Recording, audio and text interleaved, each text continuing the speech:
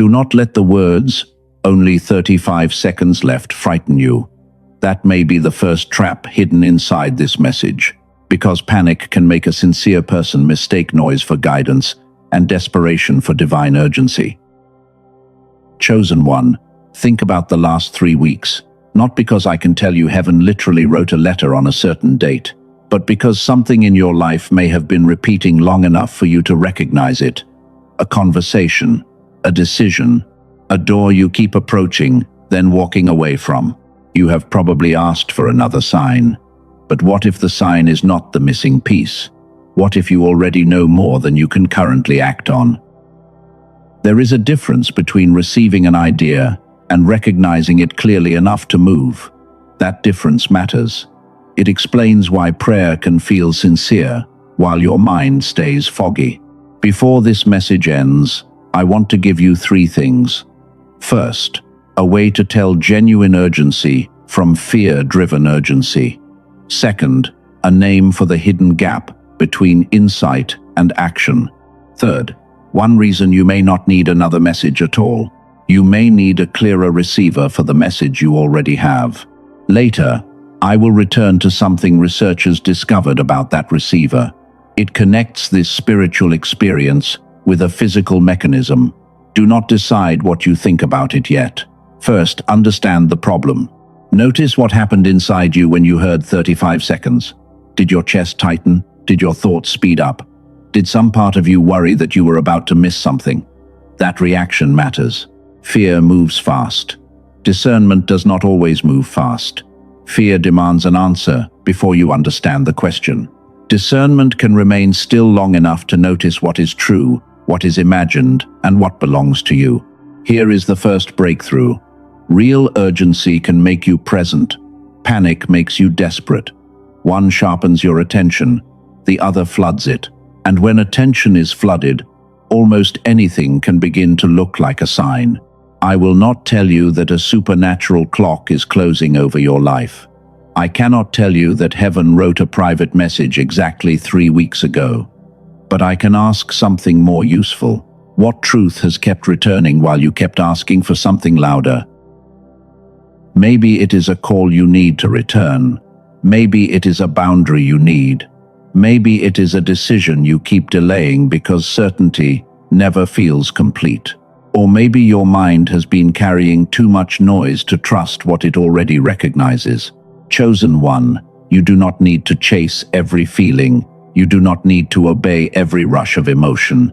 You can slow the moment down without losing what matters. You can refuse to call fear divine just because it arrives with intensity. Make one quiet decision right now. I choose clarity over fear. Let that sentence become your first act of discernment. It does not solve everything. It changes the condition in which you listen. Now hold one question as we go deeper.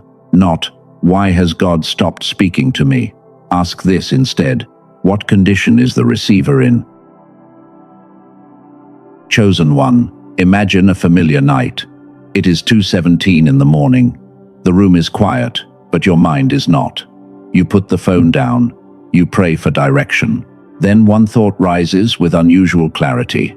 For a moment, you know exactly what you need to do. Morning comes, and certainty begins to fade. You question the thought. You search for another sign. By afternoon, you have created 5 reasons to wait.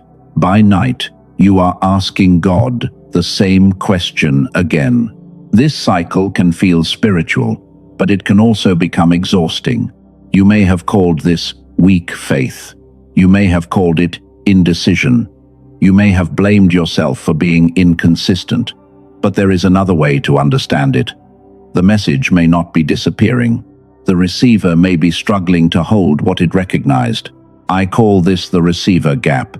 It is the distance between receiving something meaningful and being able to recognize, trust, and act on it. A signal can reach you, but if the receiver is overloaded, tired, fearful, or divided, the meaning becomes harder to hold. Think about a radio in a storm. The station can still be broadcasting. The problem is not always the signal. Sometimes the problem is interference. Your mind can work the same way. Stress, unfinished decisions, poor sleep, constant switching, and fear can crowd the space where discernment needs to happen. This does not mean every thought is from God. It does not mean every feeling is guidance. It means you need a clearer way to examine what arrives. There is a story in Scripture about Elijah reaching deep exhaustion. He had already shown courage. He had already acted. Then his strength collapsed. What followed was not a lecture about trying harder. Rest came first. Food came first. The body mattered before the next direction could be carried. Sometimes, a sincere person asks for spiritual clarity while ignoring physical and mental overload. Then, every delay becomes a moral judgment. Every foggy morning feels like failure. Every uncertain choice feels like proof that something sacred has moved away. But what if exhaustion is not a verdict? What if confusion is not always a spiritual sentence? What if the first act of discernment is noticing the state you are in before deciding what that state means? That shift can return responsibility without adding shame. You may think this is a spiritual way of describing stress. That is a fair question. So, test it practically. When a thought feels important, do not ask only whether it feels intense. Ask whether it becomes clearer when you are calm. Ask whether it remains responsible. Then ask one more thing. Does it lead toward one concrete step? If the answer changes every time fear rises, pay attention. If the thought becomes more grounded when your body settles, pay attention. If it demands reckless action or panic, step back. Discernment does not become weaker because you examine it. What is true can survive a moment of stillness. You cannot control every signal around you, but you can become more aware of the condition in which you interpret what you receive. That is where agency begins to return. Say this quietly, if it fits what you are seeing. I recognize the receiver gap. I do not need to shame myself for having one. I can notice when fear, fatigue, and noise are shaping the way I interpret my life. And there is another layer. Certain conditions make it much easier for urgency to turn into panic, and for panic to disguise itself as guidance. That is the next pattern you need to see. Chosen one, there is a kind of urgency that helps you see. There is another kind that makes everything look urgent. The second kind is dangerous because it feels important while reducing your ability to judge what actually matters. I call this the false emergency. It begins when fear narrows your attention. Your body tightens. Your thoughts speed up. Then the mind starts searching for certainty as fast as possible, and every coincidence becomes more charged than it was a moment before. The common explanation is that intensity must mean importance, but intensity can come from fear. Pressure can come from uncertainty. A racing mind can create urgency without creating truth. This is why discernment needs more than a strong feeling. Here is the reframe. Real urgency makes you present. Panic makes you desperate. Real urgency can focus attention on one responsible next step. Panic makes you reach for anything that promises immediate relief, even if the choice creates more confusion later. So use 3 questions when something feels urgent. Does this make me clearer? Does this make me more responsible? Does this lead toward one concrete next step? These questions interrupt the reflex to treat emotional intensity as proof. Call this the 3-check discernment test. Clarity, responsibility, concrete action. You do not need all the answers. You only need enough steadiness to see whether the next step carries the same truth after the emotional surge begins to settle. Take a moment now. Notice your jaw. Notice your shoulders. Notice your breathing. Do not change anything yet. Just observe. If your chest feels tight, let that sensation be information without turning it into a prophecy. Now breathe once, slowly. Ask yourself, what in your life feels urgent today? Then separate the sensation from the interpretation. The sensation may be real. The story you attach to it still deserves examination. This is where many sincere people get trapped. They fear that slowing down means disobedience. They worry that if they do not move instantly, the door will close. But a responsible decision does not become false because you took 1 minute to become more grounded. Panic often creates the delay you are trying to escape. You act too quickly, then you doubt the action. You reverse it. Then you search for another sign. The cycle consumes time while creating the feeling that you are constantly responding to something important. That is the false emergency. It keeps you moving without helping you move forward. It produces activity without direction. It can make you feel spiritually alert while leaving you mentally exhausted and dependent on the next burst of certainty. Remember the contrast. Urgency asks you to become present.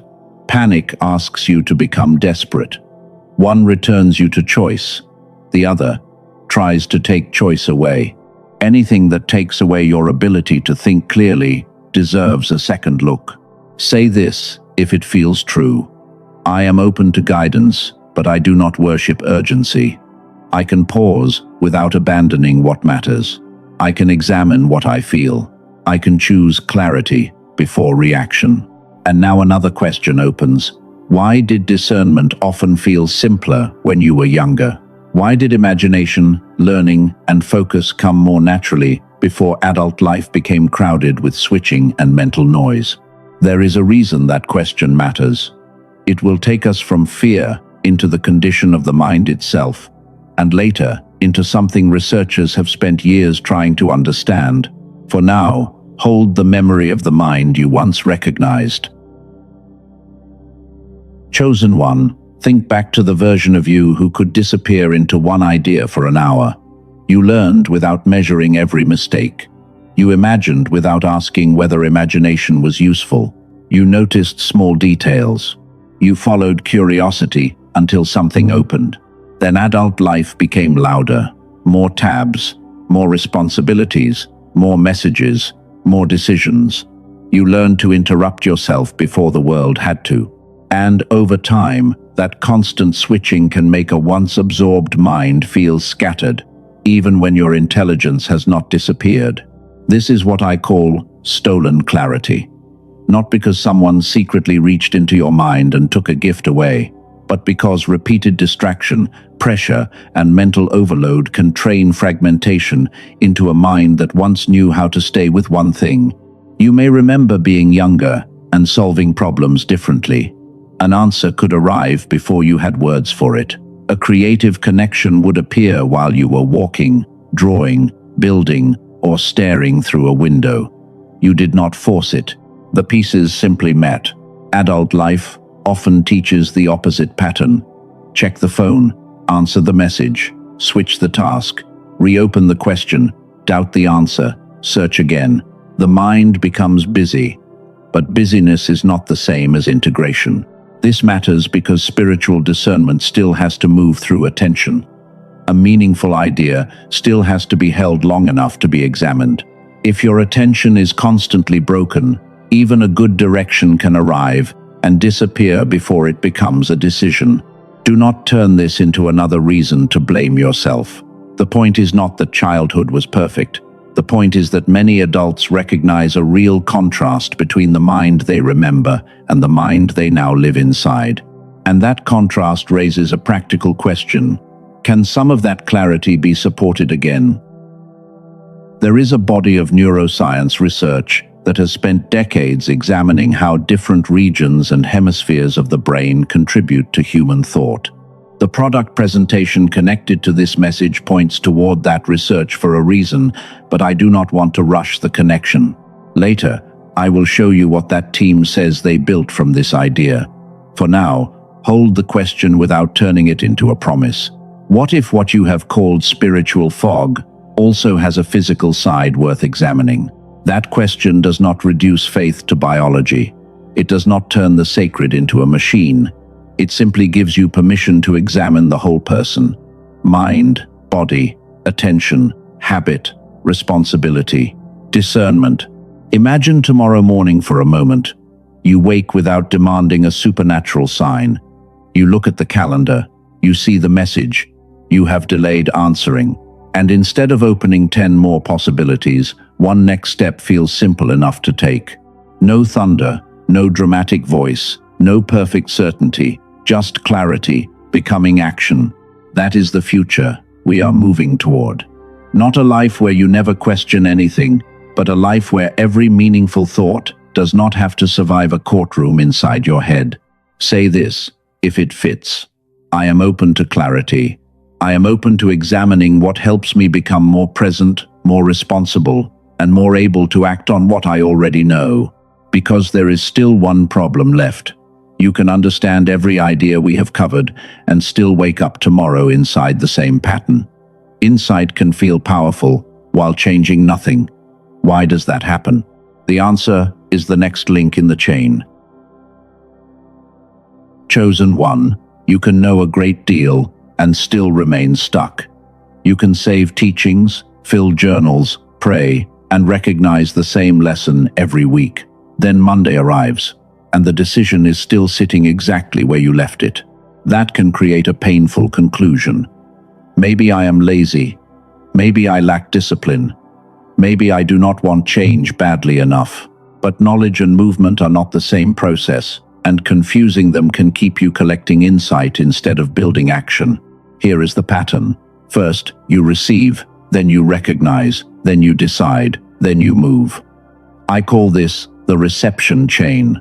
Receive, recognize, decide, move. Most people try to jump from receiving straight to outcome. They hear something meaningful and expect life to change because the idea felt powerful. But an idea still has to become a decision, and a decision still has to become behavior. That is why more information can sometimes make you feel less clear. You now have more possibilities to compare, more voices to remember, and more reasons to delay. More information gives you more to hold. Clarity tells you what to release. This is also why the Greek idea of metanoia matters here. It points toward a change of mind, a turning in how a person understands and responds. The value is not in knowing a new word. The value is in seeing that transformation involves a shift that reaches action. Think about one thing you already know, not 10 things. 1. A conversation, a boundary, a task, a decision. Ask where it is stuck in the chain. Did you receive it, but never recognize its importance? Did you recognize it, but avoid deciding? Did you decide but never move? That question gives the problem an address. You do not need to shame yourself for being somewhere in the chain. You need to identify the missing link. When you know where movement stops, you can stop treating the whole problem like a mystery. Say this quietly. I release endless hesitation. I do not need another 100 ideas before I examine the one already asking for a decision. Now remember the question I asked you to hold earlier. What if spiritual fog also has a physical side worth examining? I waited to return to it because a solution only becomes useful when you understand the shape of the problem it is meant to address. You now understand the shape. The receiver can be overloaded. Fear can create a false emergency. Fragmented attention can weaken clarity. And even a meaningful insight can die between recognition and action. So, why can you understand all of this and still wake tomorrow inside the same fog? Why can a message move your heart tonight, then disappear beneath mental noise by morning? Because insight is only the first link. There is one part of the receiver we have not examined closely enough yet. And before we name any tool, any research, or any practical resource, I want the principle to remain clear. Nothing we discuss next replaces discernment. Nothing makes a decision for you. Nothing turns uncertainty into a supernatural guarantee. What comes next is narrower than that. It is a question about whether the condition of the mind can be supported. So, recognition has a better chance to become choice, and choice has a better chance to become movement. That is where the research connection finally becomes relevant. Chosen one, here is the plainest way to say what we have uncovered. The problem is not always a missing message. The problem can be the condition in which a message is received, interpreted, and carried into action. Fear can distort urgency. Exhaustion can weaken attention. Constant switching can fragment thought. Insight can stop before it becomes a decision. That is the WHY.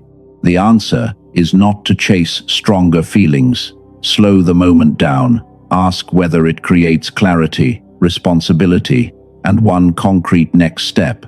Then locate yourself inside the reception chain. That is the what. Receive, recognize, decide, move. And who are you becoming? Not someone desperate for another sign. You are becoming a restored receiver, willing to support clarity and remain responsible for every choice. The message can be meaningful, but meaning alone does not create movement. Now, we can return to the research question. The product presentation points to Dr. Roger Sperry, whose split-brain research received the Nobel Prize in 1981.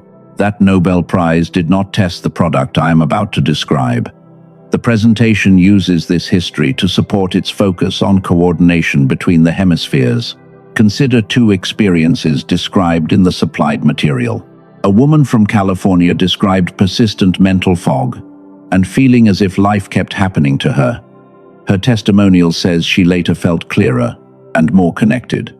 A man from Texas described carrying family and business responsibilities while struggling with fog. The presentation says he later described his thinking as clearer and more engaged.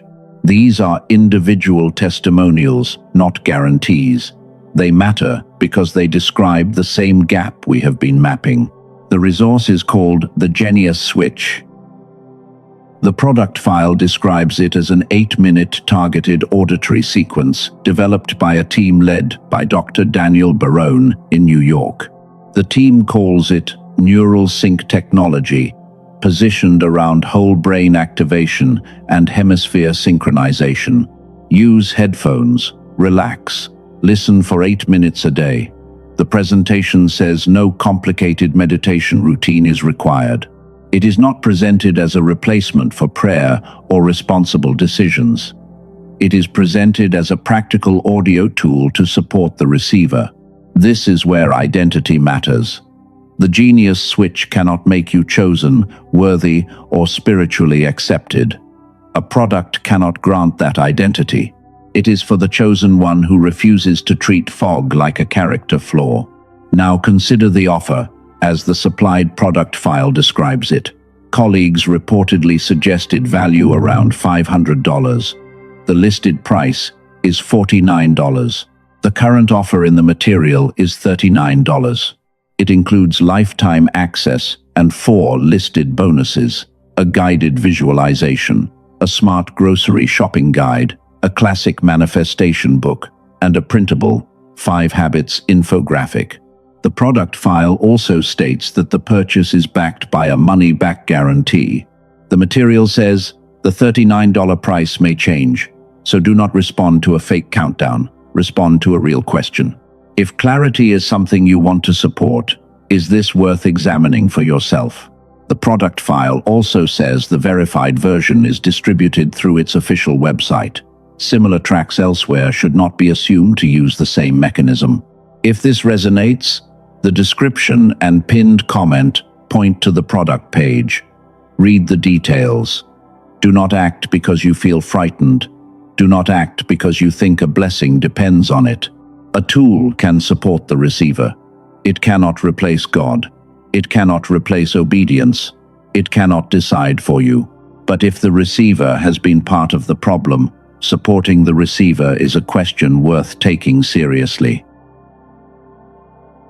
A tool can support clarity. It cannot replace God. It cannot replace obedience. It cannot surrender for you. The deeper current of this message is not about a product. It is about what you do when the receiver becomes clear enough to recognize what matters.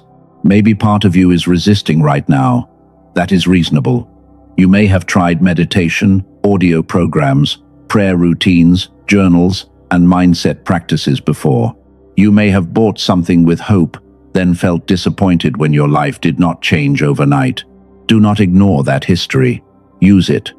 Let experience make you more discerning, not more cynical. Read what is actually being offered.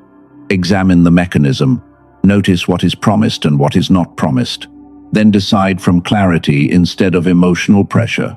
You do not need to buy anything to prove faith. You do not need a tool to earn guidance. And you should never confuse a purchase with obedience. The resource described earlier is simply one option for supporting the condition of the receiver. But imagine what a clearer receiver could change in ordinary life. Not a fantasy, not a dramatic miracle scene, a normal morning. You open one email you have avoided for 3 days. The answer feels simpler. You send it. You look at one conversation you have delayed. You know what needs to be said, and you say it without rehearsing 20 different versions first. You sit with a decision that used to create 10 competing thoughts. This time, one path carries more weight. You still think carefully. You still take responsibility. But the inner courtroom is quieter. That is the mind you remember. Not perfect, not superhuman, just more integrated, more available, and less trapped inside endless second-guessing. And if something stirred when the mind was mentioned earlier, the resource described before remains in the description and pinned comment. You can examine it there. No panic, no pressure. Read the details and decide whether it belongs in your next step. Then return to the larger truth. A tool can support the receiver. It cannot choose what you do with what you receive. That distinction protects you. It keeps the tool in its proper place. It also keeps your agency where it belongs. You are still responsible for the call you return. You are still responsible for the apology you owe. You are still responsible for the boundary you keep avoiding. You are still responsible for the work that must begin after clarity arrives. This is why another sign cannot do everything for you.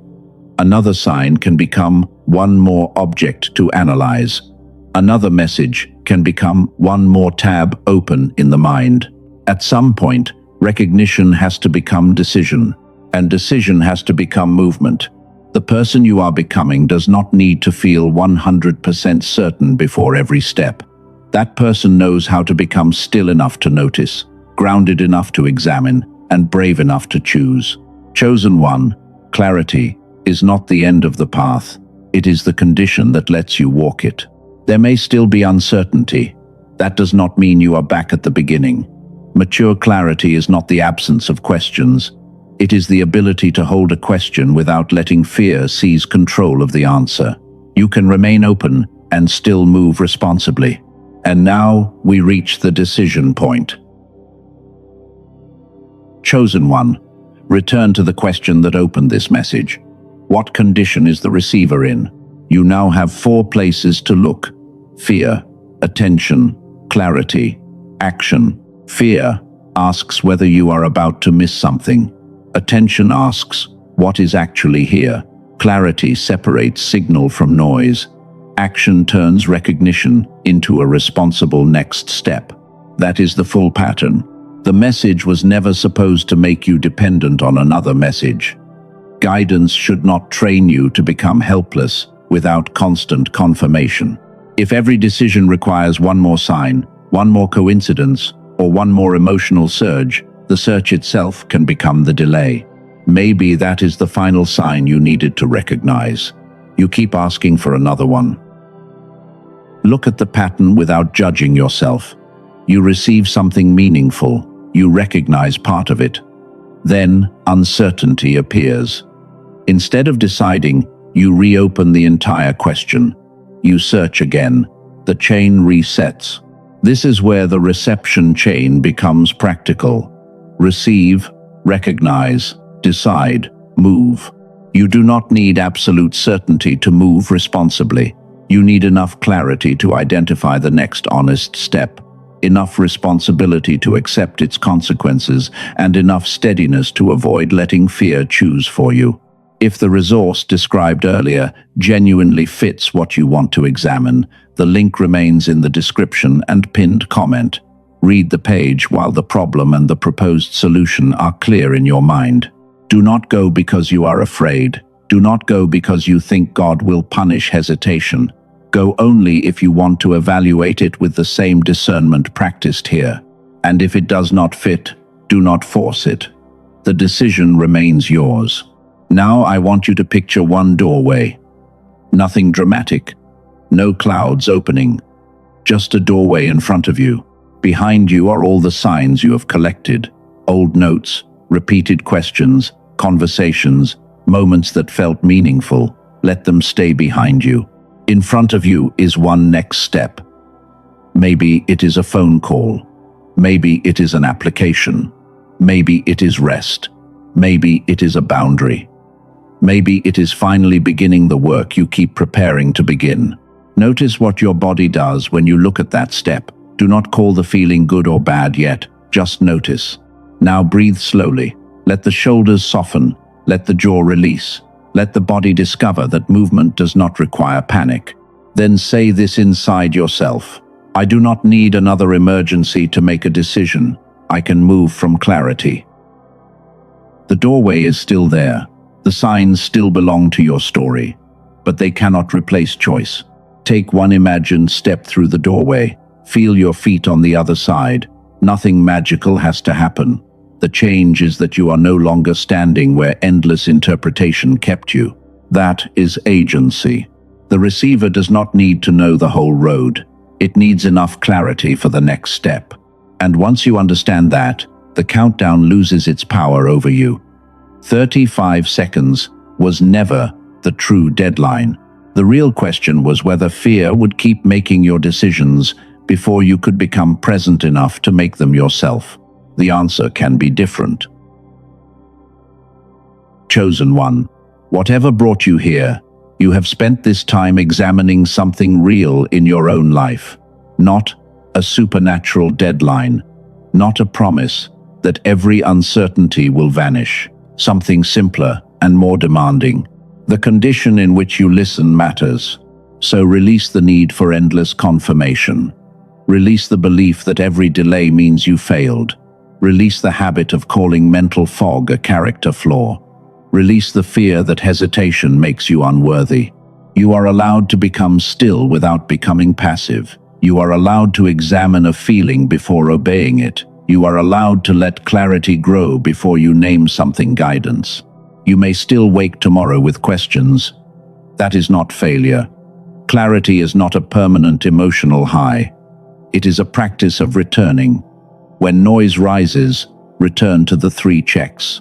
Does this make me clearer? Does this make me more responsible? Does this lead toward one concrete next step? When the answer is no, pause. When the answer becomes yes, move without demanding a perfect feeling first. And now make the declaration from a grounded place. I am present. I am discerning. I am responsible for my next step. I do not confuse fear with guidance. I do not need panic to move. I can receive clarity without worshipping certainty. I can ask questions without abandoning faith. I can act without demanding that every outcome be guaranteed in advance. I am willing to notice what is true. I am willing to decide when the next step becomes clear. I am willing to move. Maybe the message was never missing. Maybe what changed tonight was the condition in which you listen. You do not need to chase another dramatic sign before morning.